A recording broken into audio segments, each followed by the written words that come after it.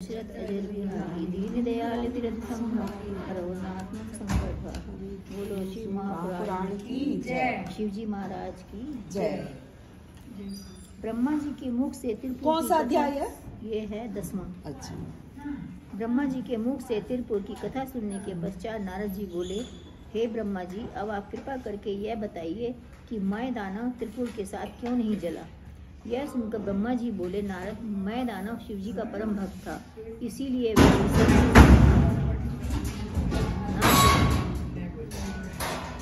इस अग्नि से ना जलकर बचा रहा। अब मैं तुम्हें इसके विषय में बताता हूँ। कश्यप की स्त्रियों में एक दनु नाम की स्त्री थी। उसके गर्भ से 60 लड़के जो बड़े वीर धीर थे उत्पन्न हुए। वे तीनों लोकों में बहुत ही बुद्धिमान थे। उनमें से एक मैं भी था।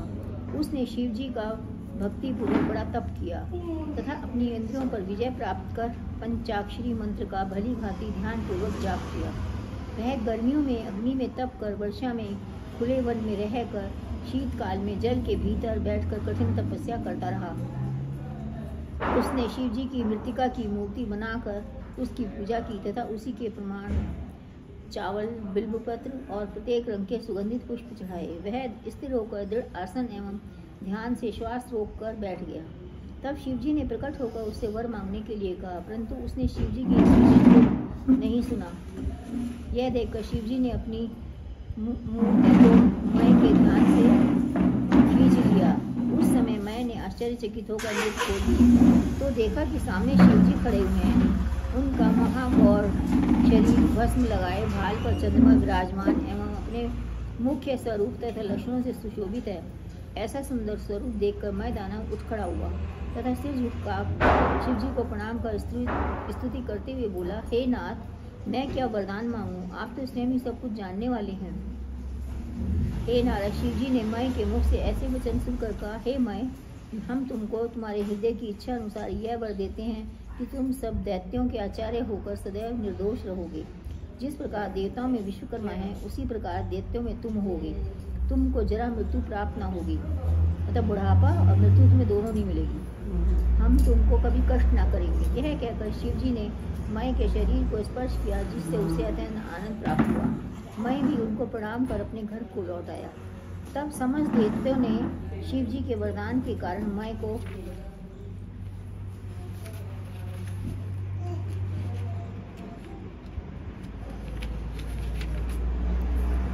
अपना आश्चर्य बनाया। हे नारद, मैं दानव का यह चरित्र अत्यंत पवित्र है। यह सुनने तथा सुनाने वाले को मैं के समान ही आनंद देता है। उसकी बुद्धि कभी नष्ट नहीं होती। जो मनुष्य इसका पाठ करता है उससे कभी कोई पाप नहीं होता तथा अंत में वह मुक्ति प्राप्त करता है। बोलो शिव महापुराण की जय। 11वां अध्याय। इतनी कथा सुनाकर सूत जी बोले, हे शौनक, इस चरित्र के सुनने के पश्चात नारद जी ने ब्रह्मा से कहा, हे पिता, अब आप मुझे शिव जी के अन्य चरित्रों के विषय में बताइए। ब्रह्मा जी बोले, हे नारद, तुमको तथा तुम्हारी बुद्धि को धन्य है जो तुम शिव जी में इतनी भक्ति है तुम्हारी। मैंने वेदों को बहुत ही छाना है तथा उनसे कुछ भी शिक्षा प्राप्त की है। उसका मूल तुमसे वर्णन करता हूँ। हे नारद, पहले प्रत्येक मनुष्य असंख्य जन्म पर्यंत हमारी पूजा करके विष्णु जी की भक्ति प्राप्त करता है। फिर अनेक जन्मों तक विष्णु जी की उपासना करने के पश्चात शिव जी की प्रीति उत्पन्न होती है। तुम निसंदेह शिव जी के परम भक्त हो। अब मैं तुम्हें शिव जी का चरित्र सुनाता हूँ, तुम ध्यान पूर्वक सुनो।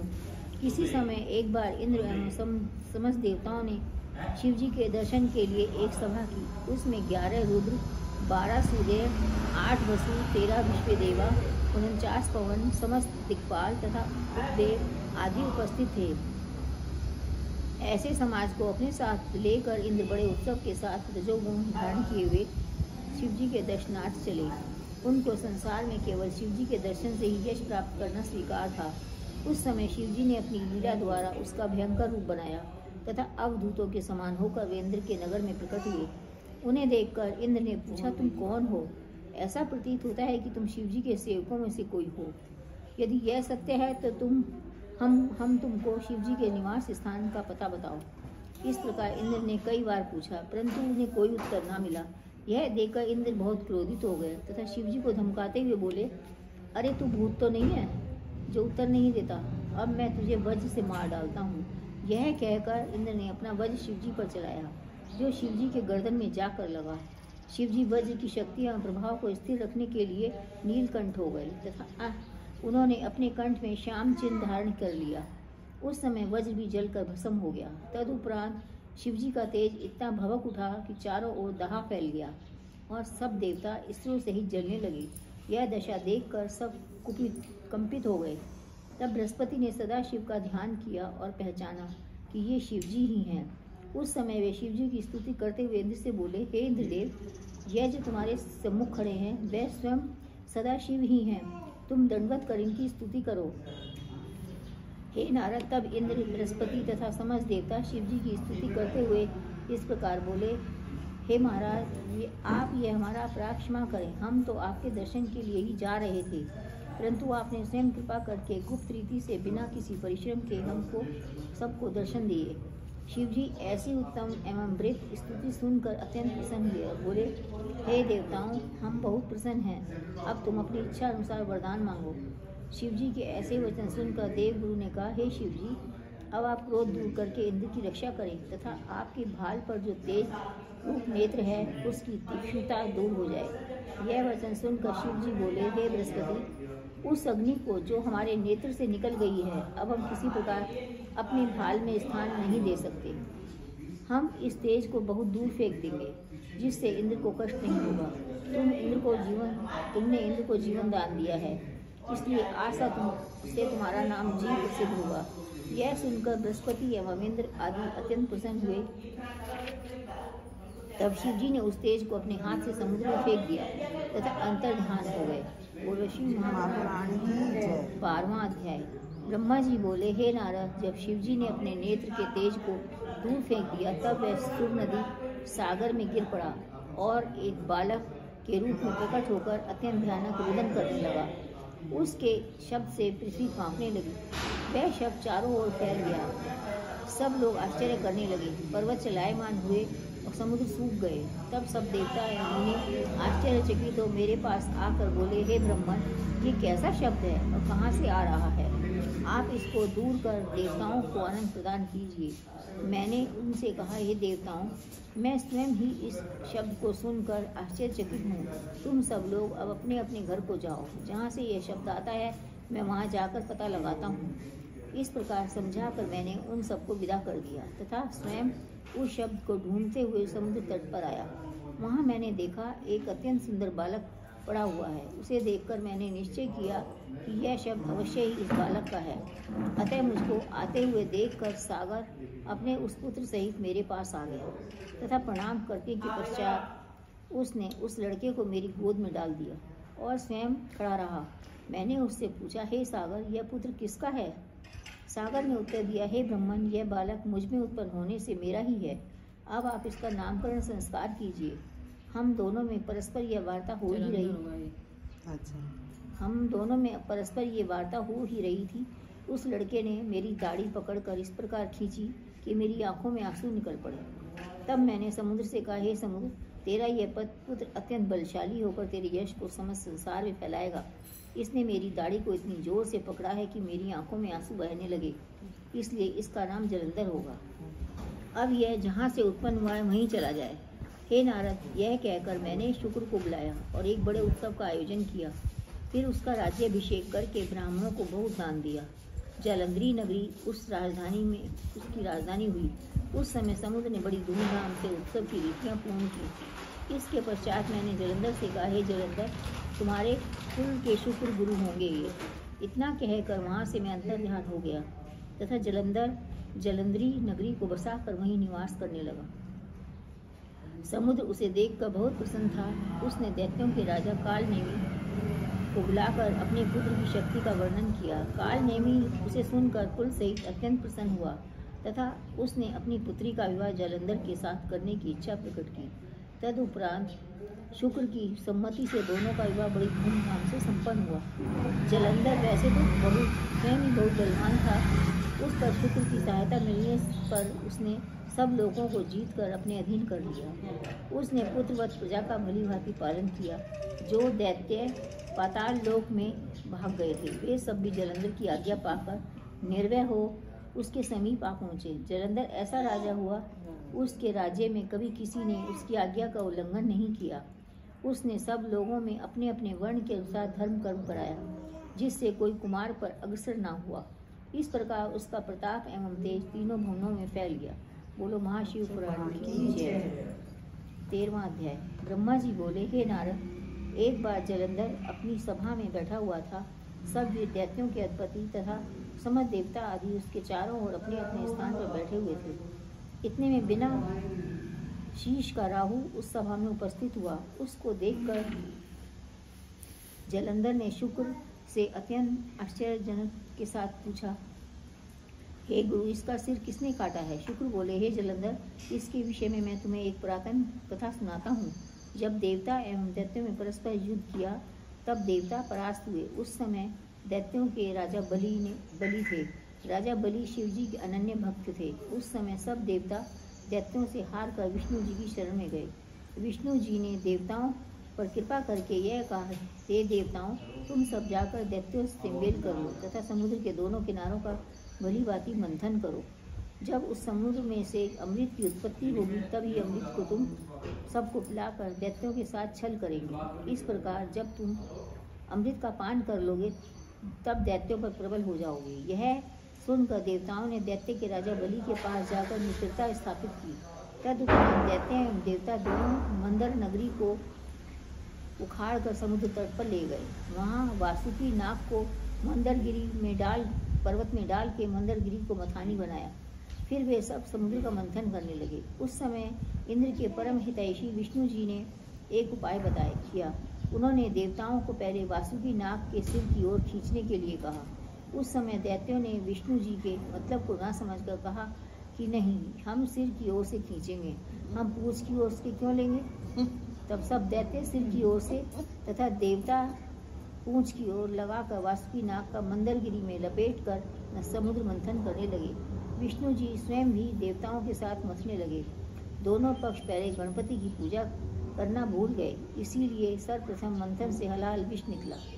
इसके निकलने से सब लोग जलने लगे। यह देखकर देवता तथा दैत्य दुखी होकर भाग चले। तब इंद्र तथा विष्णु जी सहित शिव जी की शरण में गए और उनकी स्तुति कर उन्हें प्रसन्न किया। तब शिव जी प्रकट होकर उस हलाहल विष को स्वयं पी गए, जिससे चारों ओर प्रसन्नता की लहर दौड़ गई।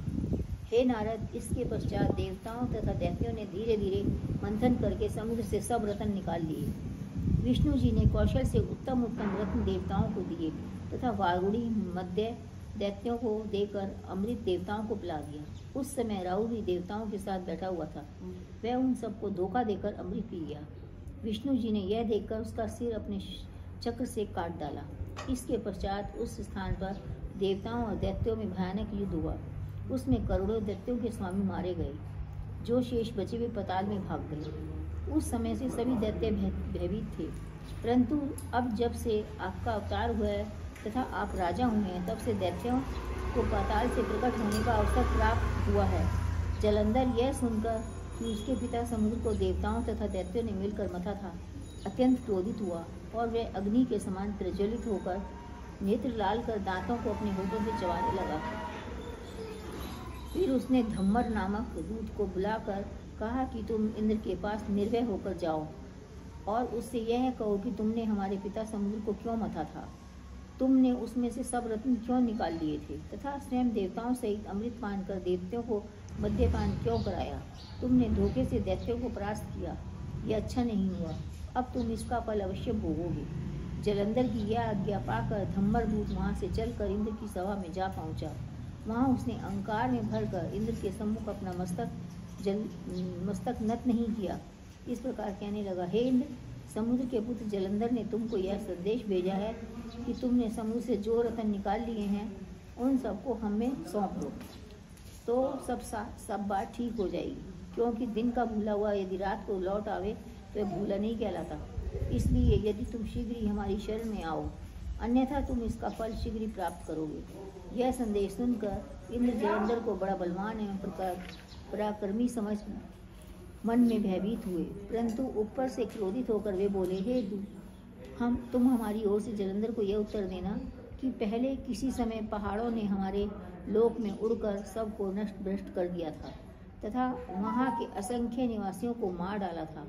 उस समय हमने पर्वतों के पंख काट डाले थे तथा जो शेष रह गए थे वह डूबकर समुद्र में छिप गए थे। समुद्र ने शरण देकर उनकी रक्षा की थी और इसके अतिरिक्त समुद्र ने हमारे शत्रुओं को अनेक बार अपनी शरण दी है। दैत्यों को भी समुद्र ने ही छिपाया था। इसी अपराध के कारण हमने समुद्र को मंथन किया तथा उसके रत्न निकाल लिए। अब पहले भी देवताओं का एक और शत्रु उत्पन्न हुआ था जिसका नाम शंखासुर था। उसकी रक्षा समुद्र भी ना कर सका। इसलिए जलंधर को चाहिए कि वह इस प्रकार बुद्धिहीन होकर दुर्विचार में ना पड़े। संसार में ऐसा कौन देवता था या देते हैं जो हमसे शत्रुता करके पार पावे। संभवतः उसने अभी हमारे बल एवं प्रताप के विषय में किसी को नहीं सुना। हमने बड़े बड़े अनेक दैत्यों को अपने छोटे भाई की सहायता से मार डाला है। यदि जलंधर अपनी भलाई चाहे तो वह इतना हाथ पैर ना फैलावे। यदि वह इस बात को नहीं मानेगा तो उसके हाथ दुख एवं लज्जा के अतिरिक्त कुछ नहीं लगेगा। हे नारद, दूत ने इंद्र के ऐसे वचन सुनकर कहा, हे इंद्र, तुम व्यर्थ ही अहंकार मत करो, क्योंकि जलंधर ने संसार भर का राज्य प्राप्त किया है। अब तुमको उचित है कि गर्भ त्याग कर सब रत्न जलंधर को अभी इसी समय सौंप दो और स्वयं चलकर जलंधर की छाया में आनंद पूर्वक रहो। यदि तुमने ऐसा नहीं किया तो तुमको बहुत कष्ट उठाना पड़ेगा। दूत के ऐसे वचन सुनकर इंद्र ने क्रोधित होकर उत्तर दिया, हे दूत, हमने जो तुम्हारे से पहले कहा है तुम वही जाकर जलंधर से कहो, फिर जो ईश्वर करेगा उसे देखा जाएगा। इंद्र ने यह कहकर दूत को वहाँ से विदा कर दिया तथा स्वयं क्रोध एवं भय की दशा में चिंता रूपी समुद्र में डूब गए। उधर दूत ने जलंधर के पास पहुंचकर इंद्र के कहे हुए शब्द विस्तार पूर्वक कह सुनाए। उन्हें सुनकर जलंधर क्रोधाग्नि में जल उठा और आवेश में उसके होठ फड़कने लगे। बोलो महाशिव पुराण 14वां अध्याय। ब्रह्मा जी बोले, हे नारद, अपने दूत द्वारा इंद्र के वचन सुनकर जलंधर ने अत्यंत क्रोधित होकर समस्त देवताओं को परास्त करने का निश्चय किया। उसने दैत्यों का एक विशाल सेना एकत्रित की। उसमें राक्षस, दैत्य एवं दानव करोड़ों की संख्या में एकत्र हो गए। शुंभ निशुंभ के समान उन वीरों की सेना में अनेक यूथप थे। काल नेमी भी अन्य युद्धकों की सहित उसमें सम्मिलित हुआ।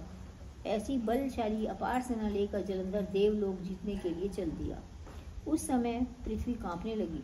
वह दैत्य मार्ग में गरजते हुए देवलोक में जा पहुंचा। उसने देवलोक को चारों ओर से घेर लिया। जलंधर नंदनवन में जाकर ठहर गया। उस समय इंद्र जलंधर की इस विशाल सेना को देखकर अत्यंत क्रोधित हुए। तदुपरांत वे अपने गुरु बृहस्पति की आज्ञा लेकर देवताओं की सेना लिए हुए नगर से बाहर निकल आए। तब दोनों सेनाओं में परस्पर युद्ध होने लगा। अनेक प्रकार के शस्त्र चलने लगे। देवता एवं दैत्य बड़े उत्साह के साथ एक दूसरे पर प्रहार करने लगे। रक्त की नदियां बहने लगी। दोनों ओर से बड़े बड़े वीर योद्धा कट मरे। युद्ध स्थल में उनके शवों का ढेर लग गया। हाथी, घोड़े, रथ आदि प्यादे देवता एवं दैत्य मरने लगे। देवताओं के हाथ से जिन दैत्यों की मृत्यु हुई उनको असुर गुरु शुक्र जी और मृत संजीवनी विद्या की शक्ति द्वारा जीवित कर देते थे। अर्थात शुक्र मंत्र से जल पढ़कर मरे हुए दैत्यों के मस्तक पर छिड़कते थे, जिससे वे जीवित हो उठते थे। इसी प्रकार बृहस्पति भी द्रोणाचल से जीवन दान देने वाली औषधि लेकर देवताओं को जीवित कर देते थे। निदान देवता तथा दैत्य पुनः युद्ध करने लगते थे। इस प्रकार कोई विजय प्राप्त नहीं कर सका। जब जलंधर ने यह देखा कि देवता मरकर पुनः जीवित हो जाते हैं तो वे अत्यंत क्रोधित हुआ। उसने शुक्राचार्य से बहुत विनती की और पूछा, हे गुरु, हमने अनेक देवताओं को मारा परंतु वे सब जीवित हो उठे। हम तो अब तक यही जानते थे कि संजीवनी विद्या का ज्ञान केवल आप ही रखते हैं, अन्य कोई नहीं जानता। यह सुनकर शुक्र ने कहा, हे जलंधर, मृतकों को जीवित करने वाली एक परम औषधि द्रोणागिरी पर्वत पर है। बृहस्पति उसे लाकर देवताओं को जीवित कर देते हैं। यदि तुम विजय की इच्छा है तो द्रोणागिरी को जड़ से उखाड़कर समुद्र में डलवा दो। यह सुनकर जलंधर ने प्रसन्न होकर द्रोणागिरी पर्वत को जड़ से उखाड़कर समुद्र में डाल दिया। फिर युद्ध में आकर घनघोर युद्ध करने लगा। उस समय उसने अपने हस्त कौशल एवं वीरता से शत्रुओं को परास्त कर दिया। हे नारद, इस प्रकार युद्ध में जो दैत्य मारे जाते थे उनको शुक्र पुनर्जीवित कर देने लगे। परंतु बृहस्पति जब देवताओं को मरा हुआ पुनः देखकर द्रोणागिरि पर्वत को औषधि लेने गए, वहाँ उन्हें पर्वत नहीं दिखा। यह देखकर बृहस्पति ने अत्यंत क्रोधित होकर समझा कि जलंधर ने उस पर्वत को नष्ट कर दिया। तब वे लौटकर देवताओं से बोले, हे देवताओं, अब तुम युद्ध करना बंद कर दो। जलंधर पराक्रमी है। देखो, उसने द्रोणागिरि पर्वत को मूल से तोड़ डाला है। अब तुम समय को देखते रहो और उसकी अधीनता स्वीकार कर लो। गुरु के ऐसे वचन सुनकर समस्त देवता युद्ध स्थल से भाग चले। जिसको वहाँ स्थान मिला वह वहीं जा छुपा। जब दैत्यों ने देवताओं को इस प्रकार भागते हुए देखा तो प्रसन्नता में भरकर घोर सिंहनाद किया और विजय के बाजे बजने लगे। तदुपरांत जलंधर देवताओं को नगर में चला गया।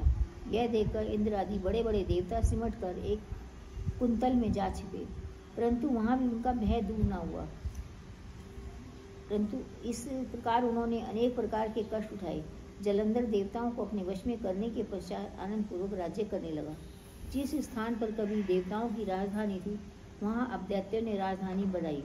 जलंधर ने चंद्र, अग्नि, यम, कुबेर, सूर्य, पवन आदि समस्त देवताओं के अलग अलग पदों पर दैत्यों की नियुक्ति की। वह ऐसा प्रतापी एवं शक्तिशाली हुआ जिसका वर्णन नहीं किया जा सकता। इसके पश्चात वह शुंभ आदि को राज्य सौंप कर सेना सहित देवताओं की खोज करने के लिए सुमेरु पर्वत की ओर चल दिया। बोलो महाशिव की जय। ये कार्तिक कथा में तो यही है सब कुछ। कार्तिक महीने में यही तो कथा है। अच्छा। 15वां अध्याय। ब्रह्मा जी ने कहा, हे नारद, देवताओं ने जब जलंधर को आते हुए देखा तब सब ने घबराकर विष्णु जी का स्मरण किया। वे सब हाथ जोड़कर नतमस्तक हो स्तुति करने लगे, जय विष्णु कहने लगे तथा इस प्रकार बोले, हे विष्णु जी, आप प्रकट होकर दैत्यों का नाश करें। हमारे समझ जलंधर चला आ रहा है, इसीलिए आपको जो उचित समझे वही करें। आपने देवताओं को दुखी देखकर मत्स्य अवतार लिया था तथा मुनियों के समझदारों को दूर कर तेरे में विराजमान हुए थे। फिर आपने देवताओं के लिए कूर्मा अवतार लेकर पर्वत को अपनी पीठ पर उठा कर रखा। जब हिरण्याक्ष बहुत बलवान होकर देवताओं को कष्ट पहुँचाने लगा, उस समय भी आपने वराह अवतार लेकर उनको नष्ट कर दिया था। अब उसके भाई हिरण्यकश्यप ने प्रहलाद के साथ अन्याय किया तथा आपने नरसिंह का अवतार लेकर धारण कर उसका हृदय विदीर्ण कर दिया था। आपने केवल देवताओं के कार्य पूर्ण करने के लिए ही वामन अवतार लेकर बलि के साथ छल किया था तथा संपूर्ण पृथ्वी में स्थित होकर समस्त संसार का उपकार करते रहे। जिस समय रावण ने शिवजी के वरदान से ऊंची पदवी पर पहुंचकर सबको दुख पहुंचाया, उस समय आपने श्री रामचंद्र के रूप में अवतरित होकर शिवजी से बाण प्राप्त किया तथा उसी बाण द्वारा रावण का वध कर डाला था। फिर आपने कृष्ण अवतार लेकर पृथ्वी को उधारा। ये विष्णु जी, आप कलयुग में कल्कि अवतार लेकर सब मिलेच्छों को नष्ट करेंगे। इस समय अब आप अपने पीठ वसन की ऐसी झलक क्यों नहीं दिखाते? आप शीघ्र ही हमारे दुखों को दूर कीजिए, क्योंकि आप स्वयं कष्ट सहकर भक्तों को आनंदित करते हैं। इसी प्रकार देवताओं ने विष्णु जी की बड़ी स्तुति की। जो कोई स्तुति को सुनता है वह कभी कष्ट नहीं पाता। हे नारद, विष्णु जी की देवताओं ने ऐसी स्तुति सुनकर अब यह जाना कि देवताओं पर इस समय कुछ दुख आ पड़ा है, परंतु वे तुरंत उठकर गरुड़ पर आरूढ़ हुए। उस समय लक्ष्मी जी ने विष्णु जी की ऐसी शीघ्रता देखकर पूछा, हे नाथ, इस समय इतनी शीघ्रता से आप कहाँ जा रहे हैं? तब विष्णु जी ने यह उत्तर दिया, हे लक्ष्मी, तुम्हारे भाई जलंधर ने देवताओं पर आक्रमण कर दिया है, इसलिए हम उनकी रक्षा तथा दैत्यों से युद्ध करने के लिए जा रहे हैं। लक्ष्मी जी ने यह सुनकर जलंधर के प्रेम के कारण कहा, हे प्रभु, आप मेरे भाई जलंधर को किस प्रकार मारेंगे? विष्णु ने कहा, जलंधर बहुत बलवान एवं पराक्रमी है, वह हमारे मारने से नहीं मरेगा। वह रुद्र का अंश है तथा ब्रह्मा के वरदान से देवताओं को कष्ट दे रहा है, परंतु इस समय यदि हम वहाँ नहीं जाएं तो हमारा भक्त वत्सल नाम मिट जाएगा। यह कहकर विष्णु जी वहाँ से चल दिए। उन्होंने शंख, चक्र, गदा, खड्ग एवं बाण धारण किए और गरुड़ को तैयार कर शीघ्र ही वहाँ पहुँचे जहाँ जलंधर था। उस समय गरुड़ ने अपने पैरों को इस प्रकार हिलाया जैसे वायु मेघों को उड़ा देती है। उससे असंख्य दैत्य उड़ गए। तब जलंधर ने वायु द्वारा दैत्यों को दुखी देखकर अत्यंत क्रोध किया और सिंह के समान गरजता हुआ विष्णु जी के पास जा पहुंचा। विष्णु जी तथा जलंधर ने युद्ध आरंभ हो गया। दोनों ओर से असंख्य बाण चले। वे बाण आकाश में इस प्रकार छा गए जिससे कुछ भी दिखाई नहीं देता था। विष्णु जी ने जलंधर के रथ के घोड़े, छत्र, ध्वजा, धनुष को काटकर शंख ध्वनि की और क्रोध में भरकर एक बाण जलंधर के हृदय में मारा। यह देखकर जलंधर ने अपनी गदा गरुड़ के सिर पर दे मारी।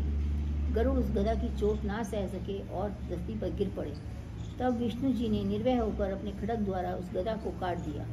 यह देखकर जलंधर ने क्रोधित होकर विष्णु जी के हृदय पर अपने घूंसे का प्रहार किया। अनेक प्रकार से दांव पेच हुए, परंतु दोनों में से कोई नहीं हारा।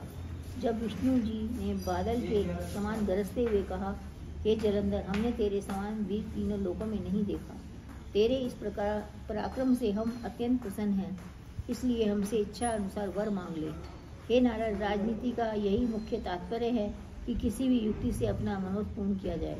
जलंधर यह सुनकर विष्णु जी से बोला, हे विष्णु, मैं आपसे यही वरदान मांगता हूँ कि मेरी बहन लक्ष्मी सहित मेरे घर में आकर रहे। इसी प्रकार समस्त देवता भी अधीन होकर मेरे घर में वास करें। जलंधर का यह मांगना सुनकर विष्णु जी अत्यंत दुखी हुए तथा उसका कहना मानकर उसके घर में निवास करने लगे। बोलो महाशिव पुराण की जय।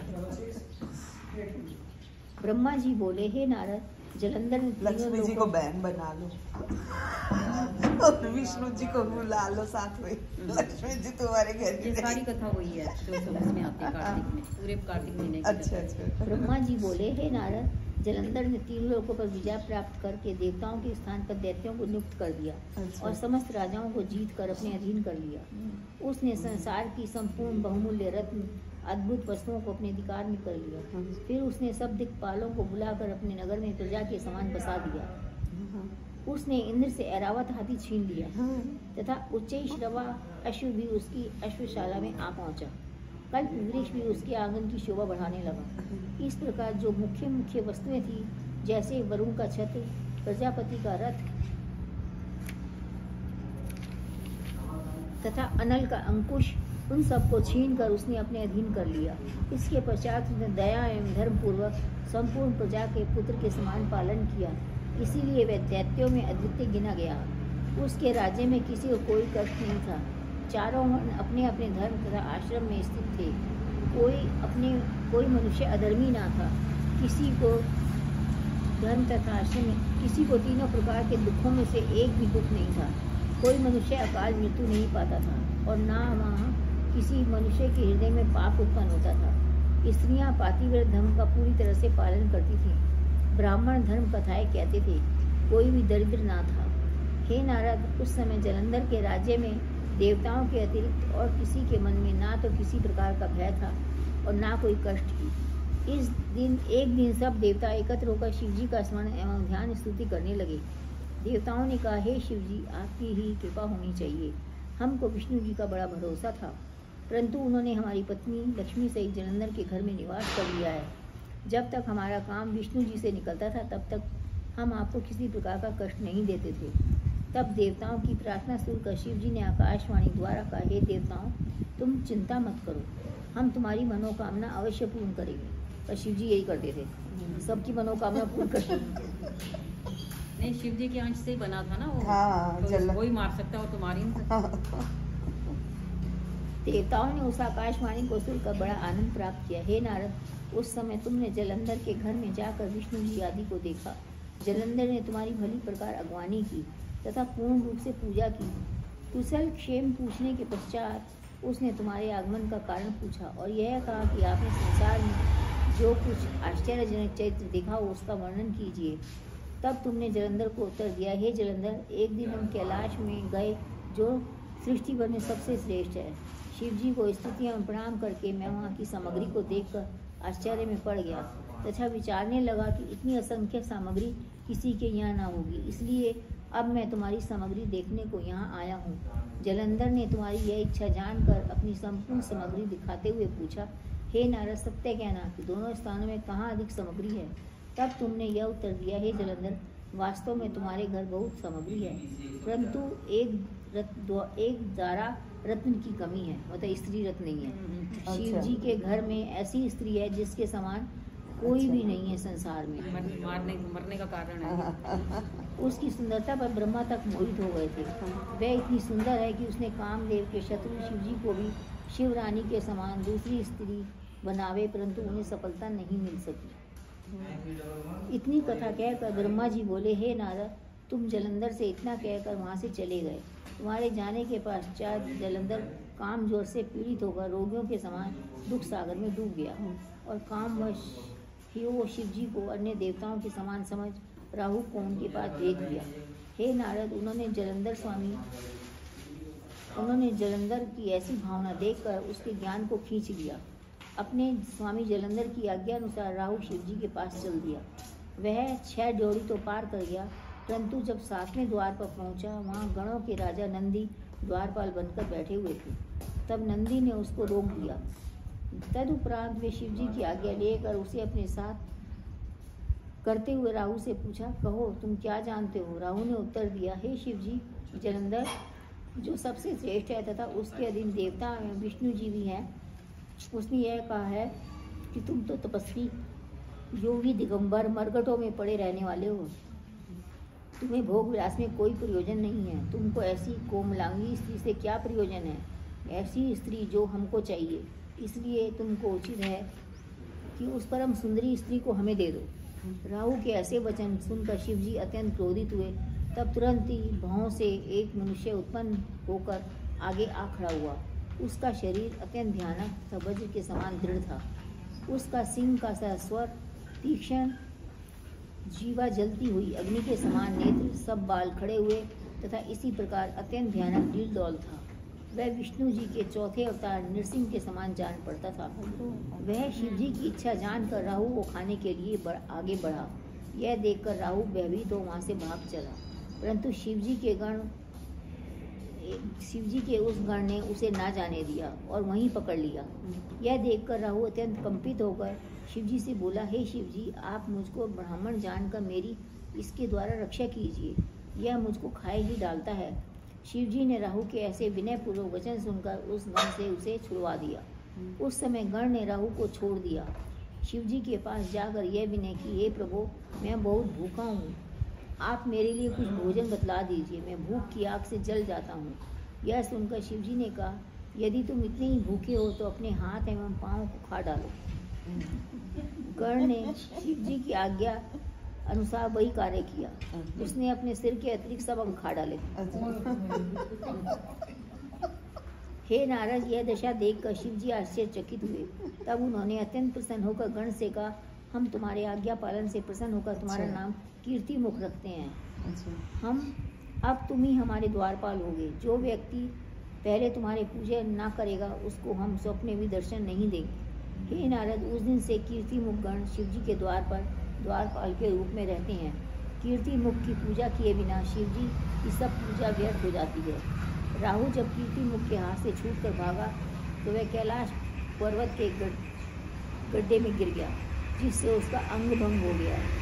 तदुपरांत राहु ने जलंधर के समीप पहुंचकर सब हाल कह सुनाया। शिव बोलो, शिव महाराज जय। उधर ही अच्छा ठीक है, ठीक। कल बैठी थी ना।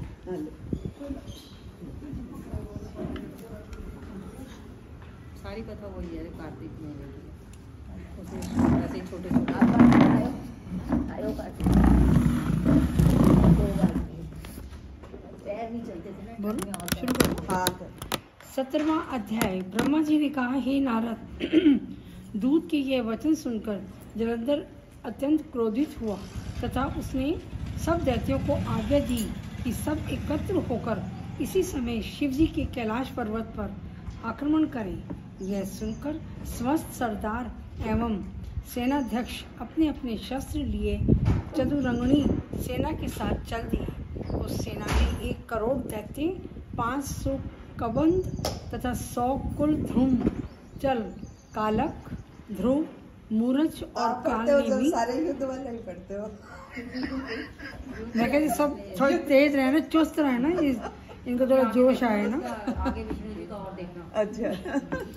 आदि को आज्ञा देकर जलंधर स्वयं भी घर से जलता भुनता हुआ निकला। अच्छा। उस समय उनकी पत्नी ने उसे बहुत समझाया तथा हाथ जोड़कर उसे मना करते हुए यह कहा कि हे स्वामी, शिवजी से युद्ध करके अब तक कोई नहीं जीता है। देवताओं के सबसे बड़े सहायक विष्णु जी तुम्हारे घर में ही हैं, अतः तुम वहाँ ना जाओ। परंतु जलंधर ने मृत्यु के वशीभूत होने से उसकी एक भी बात नहीं मानी और वह उसी समय क्रोध में भरा हुआ चल दिया। हे नारद, जब मृत्यु आती है तो बुद्धि भ्रष्ट हो जाती है। जो मनुष्य चलने के समय स्त्री, ब्राह्मण आदि का आदर नहीं करता, वह फिर लौटकर नहीं आता। सबके आगे शुक्र, फिर जलंधर तथा उसके पीछे समस्त सेना चल पड़ी। पहले तो जलंधर को राहु दिखाई दिया, फिर मुकुट सिर से गिर गया। शुभ निशुभ दोनों को सेनापति नियुक्त किया गया था तथा काल नेमी भी जलंधर की आज्ञा पाकर सेना सहित चला। इसी प्रकार और भी अनेक दैत्यवंशी राजा कैलाश पर्वत पर चले। जब जलंधर सेना सहित नगर से कुछ दूर बाहर पहुंचा, तब विष्णु जी ने देवताओं को बुलाकर यह कहा कि अब हमारे कष्ट दूर होने का समय आ गया है, इसलिए तुम सब गुप्त रूप से शिव जी के पास जाकर जलंधर के आक्रमण का समाचार कहो। विष्णु जी के उस आदेश अनुसार देवता छिपे छिपे शिव जी के पास पहुँचे तथा स्तुति करने के उपरांत उन्होंने शिव जी से जलंधर के आक्रमण का समाचार पूरा कहा सुनाया तथा जलंधर के वध की इच्छा प्रकट की। शिव जी ने जब देवताओं के मुख से यह समाचार सुना तो हंसते हुए कहा, हे देवताओं, अब तुम सब लोग धैर्य धारण करो, तुम्हें कोई कष्ट न हुआ। यह कह उन्होंने विष्णु जी को बुलाकर पूछा, हे विष्णु जी, तुमने जलंधर को क्यों नहीं मारा तथा बैकुंठ छोड़कर उसके घर में वास क्यों किया? शिव जी के ऐसे वचन सुनकर विष्णु जी ने उत्तर दिया, हे शिव जी, जलंधर बहुत बलवान है, वह कोटि यत्नों से भी नहीं मर सकता। वह आपका अंश है, इसलिए उस पर किसी भी शस्त्र का प्रभाव नहीं होता। मैंने उसके साथ बहुत युद्ध किया, परंतु वह किसी प्रकार भी न मरा। उसकी मृत्यु आप ही के द्वारा होगी। अब आप ही कृपा करके उसको मारें। आप आकाश से लेकर पृथ्वी तक स्वामी तथा तीनों गुणों से पूर्ण हैं।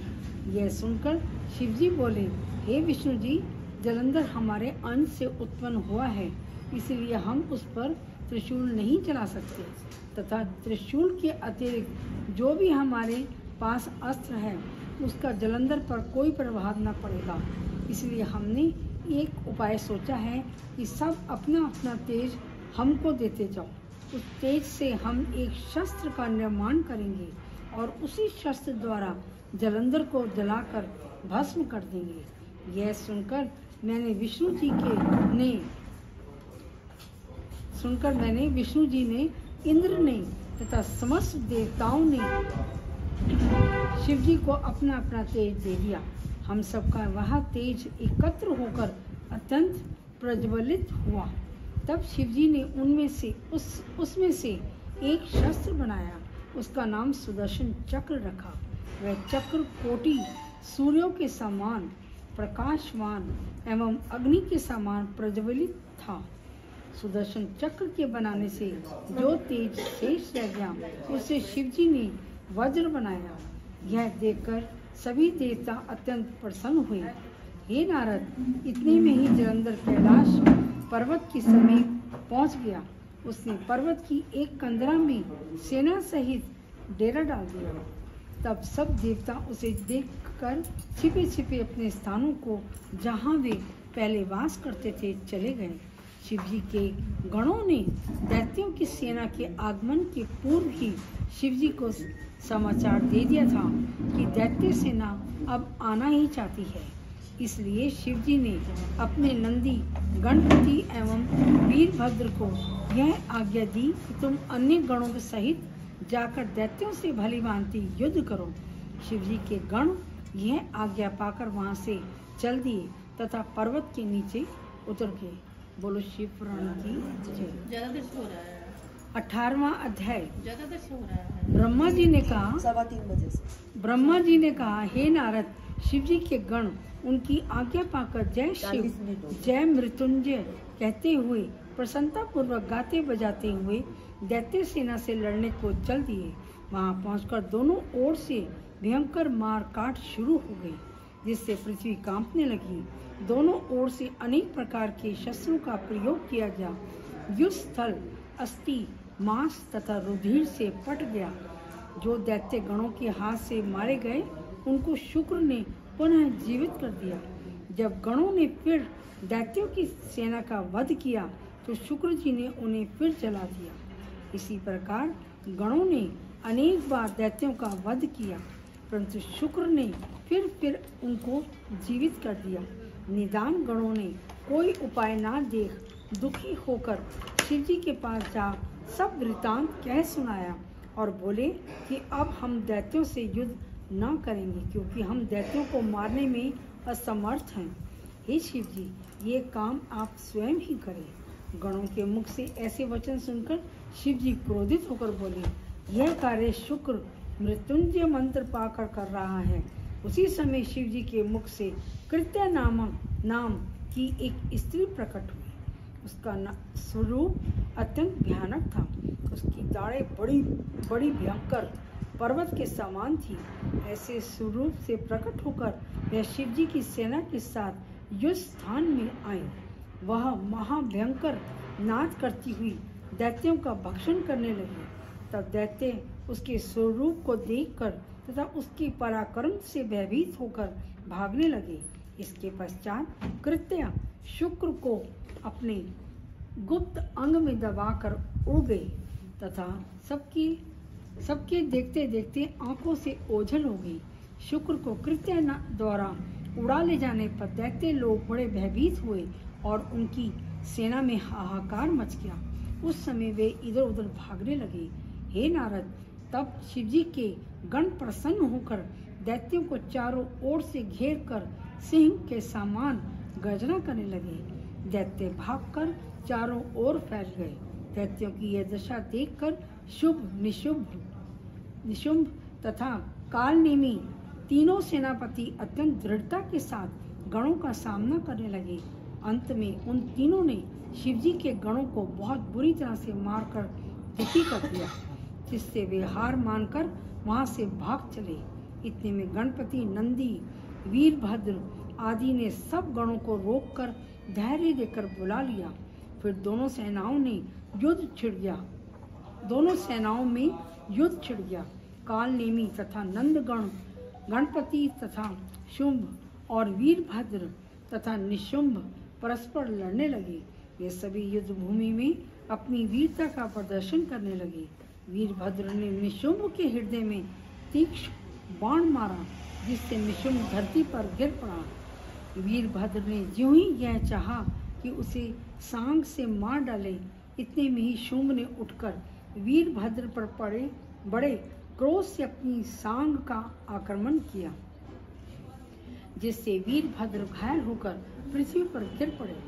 नंदी ने कालनेमी के शरीर पर 7 बाण मारे, जिनके लगने से उसके रथ के पहिए, घोड़े तथा सारथी कट कट कर गिर पड़े। तब कालनेमी ने क्रोधित होकर नंदी के धनुष को काट डाला। उस समय नंदी ने धनुष फेंककर त्रिशूल चलाया, जिसके प्रहार से कालनेमी मूर्छित होकर पृथ्वी पर गिर पड़ा। तब उसे चेत आया। तब उसने नंदी को उठाकर पर्वत के ऊपर फेंक दिया। अब गणपति तथा शुंभ लड़ने लगे। गणपति तो मूषक पर चढ़े और शुंभ रथ पर सवार हुआ। वे दोनों इतने लड़े कि कोई भी युद्ध से विमुख न हुआ। अंत में गणपति ने एक बाण शुंभ के हृदय में मारा तथा 3 बाणों से उसके सारथी को पृथ्वी पर गिरा दिया। तब शुंभ ने क्रोधित होकर गणपति पर 60 बाण छोड़े और गणपति के मूषक वाहन का सिर धड़ से अलग कर दिया। तब वे वाहन पैदल ही युद्ध करने लगे। उन्होंने अपनी सांग उठाकर शुंभ के ऊपर चलाई। शुंभ सांग के लगने से पृथ्वी पर गिर पड़ा और गणपति पुनः मूषक को जीवित कर उस पर सवार हुए। इस प्रकार गणपति विजय हुए तब चारों ओर विजय के बाजे बजने लगे और सब गण अत्यंत प्रसन्न होकर जय जयकार करने लगे। हे नारद, यह देखकर वृंद नामक शुंभ का पितामह अत्यंत क्रोधित होकर गणपति के ऊपर बाणों की वर्षा करने लगा। तब गणेश जी तुरंत दौड़कर वृंद के पास जा पहुंचे। उनके साथ असंख्य भूत, प्रेत, कुष्मांड, पिशाच, भैरवगण, वेताल, शाकिनी, डाकिनी, योगिनी आदि किल किल शब्द के साथ अर्थात सिंह एवं हाथियों के समान नाच कर रहे थे। उन्होंने वृंद तथा शुंभ को सेना सहित विकल कर दिया। वीरभद्र की सेना ने दैत्यों को अत्यंत दुखी किया। उन्होंने अनेक दैत्यों को खाकर उनका रक्तपान भी किया। इतने में नंदी भी वहां आ गए तथा उन्होंने बाणों की ऐसी वर्षा की कि वे दैत्यों की और सर्प की भांति चले। उन्होंने दैत्यों की बहुत सी सेना नष्ट कर दी। कुछ दैत्य तो खा लिए गए, कुछ मारे गए, कुछ मूर्छित हुए, कुछ भाग गए तथा कुछ गिर पड़े। बोलो शिव पुराण की जय। 19वां अध्याय। ब्रह्मा जी बोले, हे नारद, जलंधर अपनी सेना की ऐसी दुर्दशा देख क्रोध में भरकर रथ पर आरूढ़ हो कटक सहित गणों की ओर चल दिया। तब दैत्यों की सेना पुनः संभल कर युद्ध करने के लिए तैयार हुई। युद्ध के बाजे बजने लगे और दोनों सेनाओं में फिर घमासान युद्ध होने लगा। जलंधर ने आते ही बाणों की वर्षा की तथा 5-5 बाण गणपति की ओर, नंदी के तथा 20 बाण वीरभद्र के शरीर में मारकर सिंहनाद किया। उस समय वीरभद्र ने एक सांग जलंधर पर ऐसी चलाई कि उसके लगने से जलंधर मूर्छित होकर पृथ्वी पर गिर पड़ा। फिर उसने उठकर क्रोधित हो वीरभद्र के ऊपर अपनी गदा का प्रहार किया, जिससे वीरभद्र व्याकुल होकर पृथ्वी पर गिर पड़े। गणपति ने क्रोधित होकर अपनी सांग द्वारा जलंधर की गदा को काट दिया तथा 3 बाण जलंधर के हृदय में मारे। फिर 7 बाण चलाकर उसके रथ के घोड़े, ध्वजा, पताका तथा छत्र आदि को काट दिया। यह देखकर जलंधर ने अपनी सांग द्वारा गणपति को घायल कर दिया तथा दूसरे रथ पर चढ़कर वीरभद्र के पास जा पहुंचा और उनसे युद्ध करने लगा।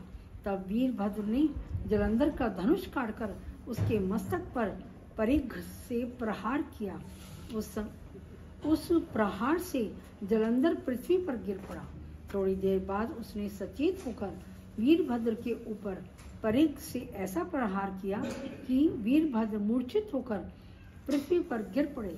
वीरभद्र की ऐसी दशा देखकर सब गण वहां से भागकर शिवजी के पास जा पहुंचे तथा उन्हें सब वृतांत सुनाकर बोले, हे शिवजी, दैत्यों ने अपनी भीषण मार काट से हम सबको व्याकुल कर दिया है। शिवजी गणों द्वारा यह समाचार सुनकर अपने बैल पर चढ़े तथा युद्ध क्षेत्र में पहुंचकर त्रिशूल लेकर दैत्यों की सेना पर आक्रमण करने लगे। उस समय शिवजी ने अपना डमरू बजा दिया। तब गणों ने शिवजी को आते देखा। तब वे सब अत्यंत प्रसन्न हुए तथा पुनः लौटकर युद्ध करने के लिए प्रस्तुत हो गए। ये नारद, उन गणों ने दैत्यों के साथ घोर युद्ध किया। शिवजी ने ऐसा भयंकर रूप धारण किया कि जिसको देखकर दैत्यों की सेना में हाहाकार मच गया और वहां मैदान छोड़कर भागने लगी। दैत्याधिपति जलंधर ने अपनी सेना की यह दुर्दशा देखकर शिवजी पर अनेक बाण छोड़े। शुंभ, निशुंभ, कालनेमी, हयामुख, असिलोमा, बलाहक, प्रचंड आदि सब दानव एक साथ शिवजी पर आक्रमण करके बाण वर्षा करने लगे। परंतु शिवजी ने उन बाणों के जाल को पल भर में काट डाला तथा अपने बाणों से आकाश को भर दिया। इसके पश्चात शिवजी ने परशु द्वारा असिलोमा का सिर काट डाला। फिर बलाहक का वध करके घर भर को पाँव से बांध लिया। हे नारद, तदुपरांत शिवजी ने अपना बैल दैत्यों की सेना में छोड़ दिया। उसने अपने सींगों से असंख्य दैत्यों को मार डाला। जो दैत्य शेष रहे वो भयभीत होकर भाग गए। जिस प्रकार सिंह के प्रहार से हाथी विकल होकर भाग जाता है, वही दशा उस समय दैत्यों की हुई। यह देखकर जालंधर ने शुंभ, निशुंभ तथा कालनेमी को संबोधित करते हुए कहा, देखो, जो संसार में उत्पन्न होते हैं उनकी मृत्यु अवश्य होती है। मृत्यु से बचने का कोई भी उपाय नहीं है। ऐसी मृत्यु किसे भली ना लगेगी जिससे दोनों लोकों में यश एवं कीर्ति बढ़े। लोक में 2 प्रकार की मृत्यु प्राप्त करने वाले सूर्यमंडल को भेदकर स्वर्ग को जाते हैं। उनमें से एक योगी होता है तथा दूसरा योद्धा, जो युद्ध में निर्भय होकर वीरता पूर्वक मारा जाता है। इसलिए अब तुम मृत्यु का भय त्याग कर भली भांति सामने डटकर युद्ध करो। यद्यपि जालंधर ने ऐसी बातें कहकर उन्हें बहुत समझाया, फिर भी उनकी समझ में कुछ न आया। तब जालंधर ने उनको धिक्कारते हुए कहा, तुमने इस धरती पर जन्म लेकर व्यर्थ ही अपनी माता को कष्ट दिया है। क्या तुमको युद्ध भूमि से इस प्रकार भागना उचित है? क्या तुम में कोई भी मृत्यु के पंजे से बचा रहेगा? बोलो शिव पुराण की जय। आपको पढ़ना 10 मिनट की गए आकर 20वां अध्याय। ब्रह्मा जी बोले, हे नारद, उस समय जालंधर के शब्द से पृथ्वी कांप उठी तथा समुद्र और पर्वत थरथराने लगे। जो दैत्य पहले युद्ध भूमि से डरकर भाग गए थे, वे सब जालंधर का यह रूप देखकर पुनः लौटे। उस समय जालंधर ने शिव जी से कहा, हे शिव जी, मुझे प्रतीत हुआ कि तुम कुछ बल रखते हो, क्योंकि तुमने मेरे साथ युद्ध करने की इच्छा की है। यह कहकर उसने शिव जी के ऊपर एक भयानक बाण चलाया। उसे शिव जी ने बीच ही में काट डाला। फिर शिव जी ने सुगमता पूर्वक एक बाण चलाकर जालंधर के रथ, सारथी, घोड़े, धनुष आदि सबको नष्ट कर डाला। तब जालंधर ने शिव जी को मारने के लिए अपना गुस्सा ताना तथा एक बाण छिप कर शिव जी को मारा। शिव जी ने यह देखकर अपने बाण से उसे एक कोस पीछे फेंक दिया। उस समय जालंधर ने सोचा कि शिव जी वास्तव में बहुत बलवान है, मैं उनसे इस प्रकार युद्ध करके विजय प्राप्त नहीं कर सकूंगा। अतः मुझे कोई ऐसी माया करनी चाहिए जिससे शिव जी मोहित हो जाए। शिव जी को नाद बहुत प्रिय है, उसी के द्वारा उनको मोहित किया जा सकता है। यह विचार कर जालंधर ने ऐसी माया फैलाई जिससे गंधर्व, अप्सरा, किन्नर आदि प्रकट होकर मनुष्यों के समान अनेक प्रकार नृत्य गान करने लगे। अतः शिव जी के मन में संगीत सुनने की इच्छा उत्पन्न हुई और वे उस आनंददायक नाद में मग्न हो गए। जैसा कि नियम है कि नाद सुनने से बुद्धि जाती रहती है, वही बात उनके साथ भी हुई। वास्तव में शिव जी ने ही राग की महिमा को प्रस्तुत किया है। यह बात वेद भी कहते हैं कि शिव जी नाद के अतिरिक्त और किसी से मोहित नहीं किए जा सकते। उस समय शिव जी के माथे से सब शस्त्र गिर पड़े। उन्होंने उस तुर्यावस्था में कुछ न जाना। उस समय जालंधर ने कामवश शिव जी के समान अपना स्वरूप बनाया, जिसके 10 भुजा, 5 मुंह तथा 3 नेत्र थे।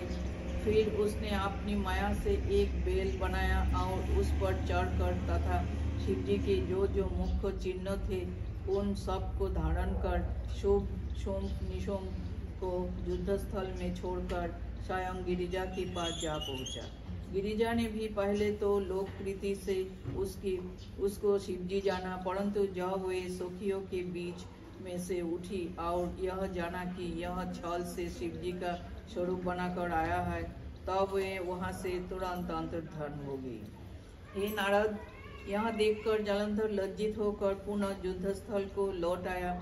उस समय गिरिजा ने विष्णु जी का ध्यान किया, जिससे विष्णु जी तुरंत प्रकट हुए। गिरिजा ने उनसे जालंधर का सब वृत्तांत कहा तथा पतिव्रत धर्म की बहुत कुछ प्रशंसा की। वे बोली, हे विष्णु जी, जालंधर की स्त्री बड़ी पतिव्रता है, उसी के धर्म से जालंधर आज तक जीवित बचा हुआ है, क्योंकि पतिव्रता स्त्री विधवा नहीं हो सकती। इससे तुमको यहाँ उचित है कि अब तुम जालंधरपुरी में जाकर उसकी स्त्री की पतिव्रत धर्म को नष्ट करो। वृंदा जो जालंधर की स्त्री है उसके साथ तुम छल करो। यह सुनकर विष्णु जी तुरंत जालंधरपुरी को गए। उधर जालंधर ने युद्धस्थल में लौटकर जब अपनी माया को दूर किया तो शिव जी ने चैतन्य होकर पुनः युद्ध का स्मरण किया। हे नारद, यह सब भी शिव जी की माया थी, क्योंकि संसार में जो शिव जी के भक्त है उनका भी माया कुछ नहीं कर सकती, तब शिव जी पर उसका क्या प्रभाव हो सकता था। निदान शिव जी अत्यंत क्रोधित होकर जालंधर के ऊपर दौड़े। उस समय जालंधर ने भी बाण वर्षा करके अपने बाणों से शिव जी को छिपा लिया। तब शिव जी ने भी अपने बाणों से उसके बाणों को काटकर उसे बहुत दुखी किया। जो दैत्य शिव जी के हाथों से मारे गए वे सब मुक्त हो गए। उन दैत्यों का परम सौभाग्य था कि जो शिव जी को सम्मुख देखते हुए अपने प्राण त्यागते थे। हे नारद, यह लीला जिस प्रकार हमने विष्णु जी से सुनी थी उसी प्रकार तुम्हें कहा सुनाई। इसलिए शिव पुराण जय। 21वां अध्याय। ब्रह्मा जी ने कहा, हे नारद, गिरिजा की आज्ञा पाकर विष्णु जी जालंधरपुरी में पहुंचे तथा यह सोचने लगे कि मैं किस प्रकार जालंधर की पत्नी वृंदा का पतिव्रत धर्म नष्ट करूं। जब उन्होंने शिव जी का ध्यान किया तो उस ध्यान को करते ही विष्णु जी को एक उपाय सूझ गया। तब वे तपस्वी का रूप धारण कर एक शिष्य को साथ लेकर वृंदा के उपवन में जा पहुँचे। वृंदा ने उसी रात को यहाँ स्वप्नों में देखा था कि मेरा पति जालंधर युद्ध में मारा गया है, तथा यह भी देखा था कि मेरा पति जालंधर तेल लगाए हुए भैंसे पर सवार, नंगा तथा सिर के अशुभ बाल बनवाए, काले पुष्पों की माला पहने राक्षसों से घिरा हुआ जमपुरी को चला जा रहा है। जब वह यह स्वप्न देखकर उठी तो उसने सूर्य को उदय होते समय राहुग्रस्त तथा प्रकाशहीन देखा। ऐसे अपशकुनों को देखकर वह एकाएक रोने पीटने तथा घबराहट से इधर उधर फिरने लगी। वह अपनी 2 सखियों को साथ लेकर जालंधर के उद्यान को गई, परंतु उसे वहाँ फल फूल देखकर संतोष न हुआ। उसे वहाँ 2 राक्षस ऐसे दिखाई दिए जो अत्यंत भयानक थे। उनको देखकर रानी वृंदा वहाँ से भाग आई। आगे जाकर अब उसने शिष्य सहित एक तपस्वी को देखा जो मौन साधे हुए बैठा था। वृंदा उसी समय दौड़कर उस तपस्वी के पास गई तथा अपने हाथ उसकी गर्दन में डालकर लिपट गई और बोली, हे तपस्वी, आप मेरी रक्षा करो। उस समय तपस्वी ने अपनी दोनों नेत्र खोलकर बड़ा क्रोध किया तथा हुंकार दी, जिससे वे दोनों राक्षस वहां से भाग गए।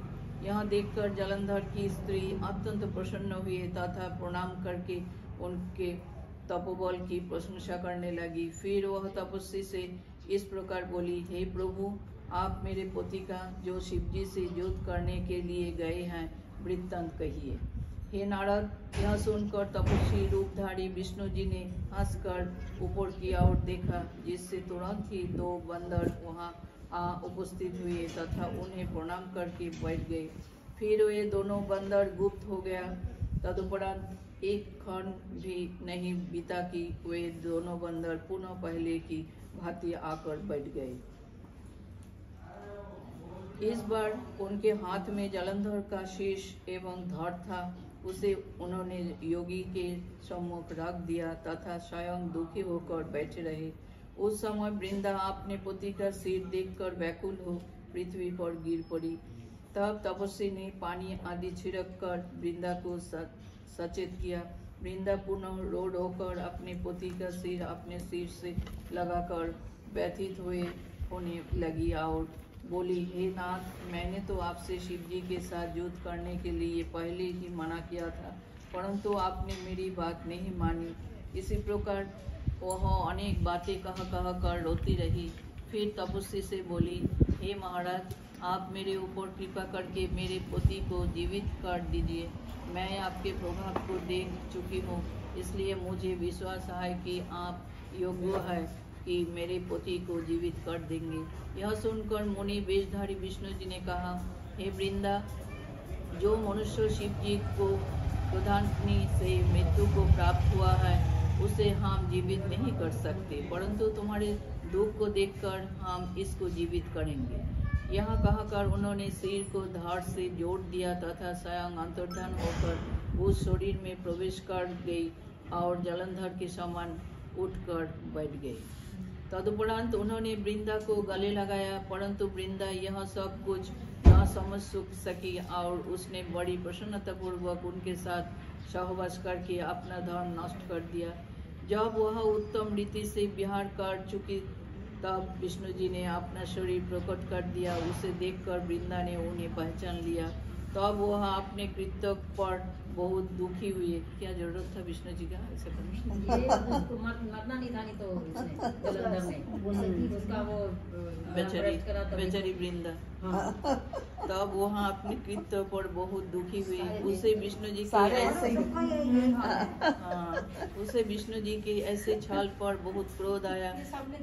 वह बोले, कैसे देखा होगा? ये तो कथा ही सुना रहे, ब्रह्मा जी भी कथा ही सुना रहे हैं। ये कार्तिक की कथा पूरी है यही वाली। उसे विष्णु जी के ऐसे छल पर बहुत उसे विष्णु जी के ऐसे छल पर बहुत क्रोध आया। वह बोली, हे विष्णु, तुमने वेद के विरुद्ध मेरे धर्म को नष्ट किया है। तुम मनुष्यों के समान स्वरूप धारण किए हुए बड़े अधर्मी हो। यह कहकर वृंदा ने विष्णु जी को यह शाप दिया कि जो राक्षस तुमने मुझे दिखाए थे वे दोनों बड़े शक्तिशाली होकर तुम्हारी स्त्री को भगा ले जाएंगे।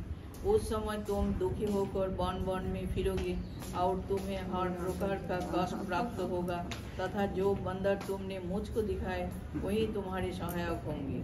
यह कहकर वृंदा बहुत रोई तथा चिता बनाकर अपने पति के साथ सती होने की इच्छा करने लगी। यद्यपि विष्णु ने उसे बहुत समझाया तथापि उसने पतिव्रत और दृढ़ करके कुछ नहीं माना। तदुपरांत वह शिव गिरिजा का ध्यान धरकर सती हो गई और उसका तेज सबके देखते देखते गिरिजा के शरीर में प्रवेश कर गया।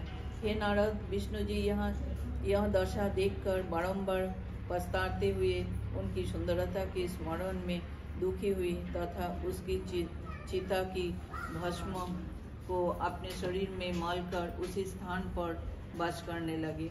उनकी यह दशा देखकर देवता तथा सिद्ध उनके निकट जा पहुँचे और विष्णु जी को बड़े बड़े इतिहास तथा दृष्टांत सुनाकर समझाने लगे कि आप तो स्वयं हर समय धर्म का पालन करने वाले रहे हैं।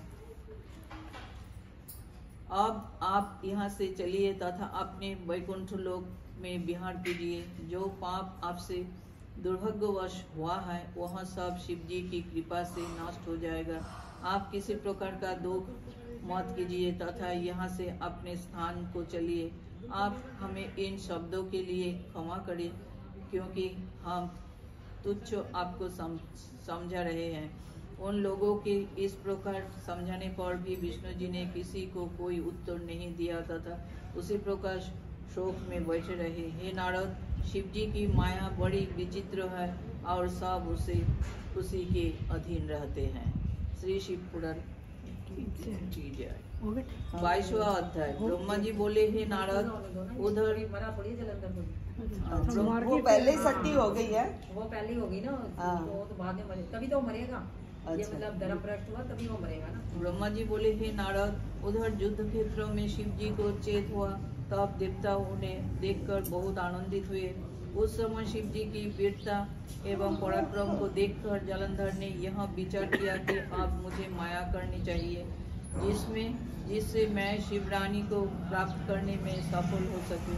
यह विचार कर उसने अपनी माया से एक कृत्रिम गिरिजा बनाई तथा उसको अपने रथ में बैठाकर शिव जी के सम्मुख ले आई। शुंभ निशुंभ दोनों भाई उसे मारते जाते थे तथा वह गिरिजा रोती हुई मेरी रक्षा करो आदि कहती थी। उस समय जलंधर ने उच्च स्वर से कहा, हे सदाशिव, तुम अपनी स्त्री को देखो।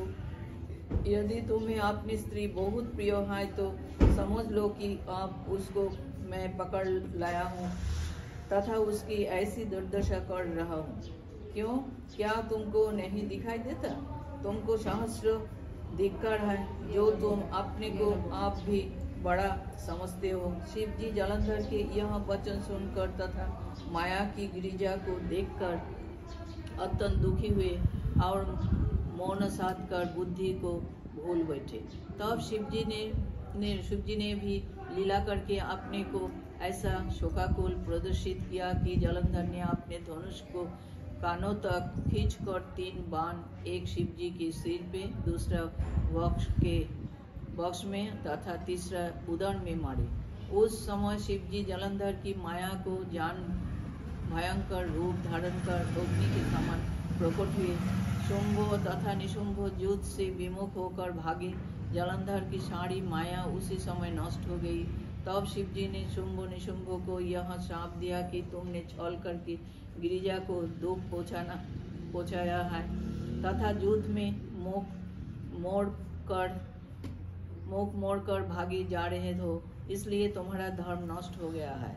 हे नारद, जलंधर ने शिव जी का यह रूप देखकर अत्यंत क्रोधित हो बाणों की वर्षा कर शिव जी को डंक दिया। यह देखकर शिव जी ने क्रोधित हो अपने बाणों द्वारा जलंधर के बाणों को काट डाला। इतने में जलंधर ने एक पड़ित बेल को मारा, जिसके कारण बेल धर्म को भूलकर युद्ध क्षेत्र से भाग गया। यद्यपि शिव जी ने उसको बहुत रोका, पर वह युद्ध स्थल में न ठहर सका। यह देखकर शिव जी अत्यंत क्रोधित हो महाभयंकर हो गए। तब उन्होंने करोड़ों सूर्यों के समान चमकते हुए सुदर्शन चक्र को अपने हाथ में उठा लिया और उसे जलंधर के ऊपर छोड़ दिया। उस चक्रों का तेज दसों दिशाओं में फैल गए। संपूर्ण पृथ्वी एवं आकाश उसके तेज से जलने लगे। चक्रों ने जाकर जलंधर का सिर धड़ से अलग कर दिया। उस समय बड़ा भारी शब्द हुआ, पृथ्वी थर-थर कांपने लगी तथा पर्वत जलने लगे। जिस समय जलंधर का तेज शिव जी के शरीर में प्रविष्ट हुआ, उस समय चारों ओर से जय जय का नाद हुआ। हे नारद, वे लोग बड़े सौभाग्यशाली हैं जिनकी ऐसी दशा होती है, क्योंकि देवता मुनि आदि बड़े बड़े उपाय करके भी शिव जी को इतना प्रसन्न नहीं कर सकते और न इस गति को ही प्राप्त कर सकते हैं। उस समय मैं मुनि तथा देवता आदि शिव जी की अत्यंत प्रशंसा करने लगे। हमने कहा, हे शिव जी, आप हर प्रकार से भक्तों के दुख दूर करने वाले हैं। आपको मौन, वाणी तथा वेद आदि भी नहीं प्राप्त कर सके। आपके एक निमेष में करोड़ों इंद्र तथा विष्णु जी बीत जाते हैं। आप किसी से बनाए नहीं गए, अपितु परब्रह्म हैं। आपने यदुवंशी को मुक्ति प्रदान की तथा उसकी पत्नी कलावती ने भी आपकी भक्ति द्वारा मुक्ति प्राप्त की। आपने मदयवंती को मोक्ष दान किया तथा सोमुनि के पुत्रों को श्रेष्ठ गति प्रदान की है। राजा तिमिरधन को आपने अपना कर निरंतर 7 जन्मों तक आनंदित किया। अपने चंद्रसेन का मान रखा तथा श्रीकर गोप को अपने शरण में लेकर अपना भक्त बनाया और उसे इतना द्रव्य प्रदान किया जो देवताओं को भी उपलब्ध नहीं होता है। आप ही ने सत्यरात के कष्ट को दूर कर उसे आनंदित किया तथा धर्मगुप्त आपका ही व्रत करके दरिद्रता से मुक्त हो गए। आप ही ने चित्रधर्म के दुख को दूर किया तथा उसकी लड़की के डूबते हुए पति राजा चंद्रकांत के जीवन की रक्षा कर बहुत सुख पहुंचाया। आपके बल से ही तक्षक को किसी प्रकार की हानि एवं भय नहीं होने पाया। आपने ही मद्र देश के ब्राह्मण को मोक्ष प्रदान कर उसकी स्त्री चंचला का उद्धार किया तथा आप ही ने भद्रामुखगिरी के कष्टों को दूर किया। अपने पिंगला की इच्छानुसार उनको धन आनंद एवं सुख प्रदान किया और अपने भक्त भद्रामुख की इच्छा पूर्ण की। अपने ऋषभ को हर प्रकार से अपने में ही लीन कर लिया और आपकी सेवा द्वारा ही वामदेव शुभ गति को प्राप्त हुआ। हे सदाशिव जी, अपने शबरी एवं शुकर को उत्तम गति प्रदान करके भक्ति का महत्व प्रकट किया तथा भद्रसेन के पुत्र सुधर्मा एवं मित्रों के पुत्र तारक को उत्तम गति देकर रुद्राक्ष की बड़ाई प्रकट की। आप ही ने गंगा को, जिसका नाम महानंदा था, ताड़ दिया तथा आपकी भक्ति से शुज्रुमान अधिक काल तक जीवित रहा। अपने शारदा के पति को जीवित कर उसके सौभाग्य को स्थिर रखा तथा बंदिक नामक प्राणी पापी ब्राह्मण को उत्तम गति आपने ही प्रदान की। उसकी स्त्री रिजुका को भी, जो पोस्टली थी, मुक्ति प्रदान की। आप ही ने दक्ष के यज्ञ को विध्वंस कर उसके गर्भ को चूर किया तथा काम को भस्म कर शिवरानी का गर्भ दूर किया। आपने बालक का रूप धारण कर तारक दैत्य को मार डाला तथा गणपति को अपना बल देकर समस्त गणों से प्रबल कर दिया। आपने ही त्रिशूल से उनका सिर काटकर पुनर्जीवित कर दिया था। दैत्य को देवताओं सहित जलते हुए देखकर आपने हलाहल विष का पान कर लिया था। आपने पहले त्रिशूल द्वारा अंधक के सिर को काट डाला, फिर उस पर कृपा करके अपने गणों में सम्मिलित कर लिया। अपने विष्णु जी एवं ब्रह्मा के मोह को दूर कर मंत्र शास्त्रों को कील डाला तथा नृसिंह अवतार के गर्भ का नाश कर सौरभ का अवतार ग्रहण किया। आपने ओत्री के पुत्र होकर कामरूप का वध किया तथा हनुमान का स्वरूप धारण कर राम लक्ष्मण को दुख से मुक्त कर दिया। आप तीनों गुणों से पड़े तथा निर्गुण है। आपकी महिमा का वर्णन कहाँ तक किया जाए। हे नारद, इस प्रकार सब देवताओं ने शिव जी की स्तुति की। जो कोई इस स्तुति को सुनेगा अथवा दूसरों का सुनाएगा, वह दोनों लोकों में प्रसन्न होकर आनंद प्राप्त करेगा। उसे किसी प्रकार का कष्ट न होगा तथा अंत में शिव जी के लोक को प्राप्त करेगा। पुराण की जय, महाराज की जय। तब समाप्त होता है। मान राम लक्ष्मण जानकी सदा रहे कल्याण।